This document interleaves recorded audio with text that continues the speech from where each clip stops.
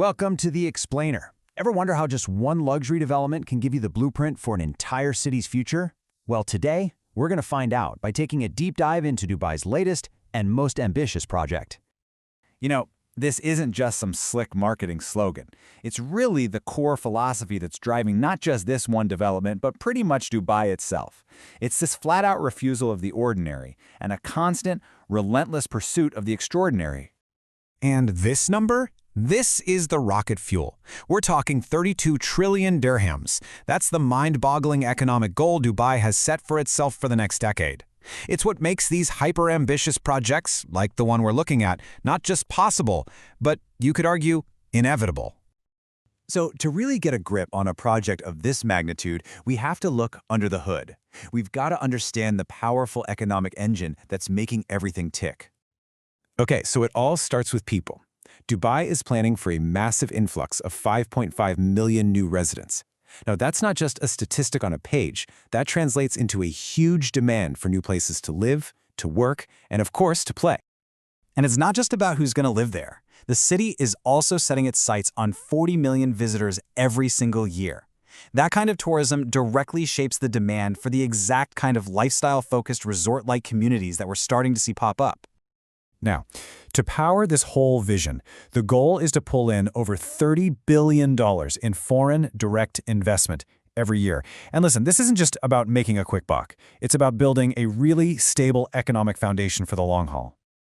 But here's what's really key. It's the type of investment they're after. Dubai is laser-focused on what are called greenfield investments. Think of these as the long game. These are commitments that build brand new facilities from the ground up, creating stable, high-value jobs that really anchor entire industries in the city for decades to come. And this chart, this really gets to the financial why behind these enormous coastal projects. The data consistently shows a huge premium for properties on the water. We're talking as much as 64% higher than similar properties inland. So that massive upfront investment, it suddenly looks like a very calculated and potentially very lucrative move. But here's the thing. This specific development isn't just rising out of empty sand. Nope. It's being built on a site with incredibly deep historical roots, and it's all about reimagining a legacy that is absolutely core to the city's identity. The whole strategy here is to leverage the area's amazing history. This was once a buzzing commercial hub that connected the East and the West, and the new plan is to weave that maritime heritage right into the fabric of a modern, super luxury community. This timeline really captures a journey that spanned over 6 decades. It starts with a ruler's ambitious vision way back in '59, then becomes a bustling commercial port in 1970, and now it's entering its latest evolution, a premier luxury destination ready for the 21st century. Okay, so you've got the economic powerhouse and the historical foundation. With all that in place, the project introduces this really unique concept that's designed to make it stand out from everything else. The resort lifestyle. And this right here, this isn't just some clever marketing line. It is the central idea, the absolute guiding principle behind the entire community's design. The whole goal is to make your daily life feel like you're on a permanent holiday.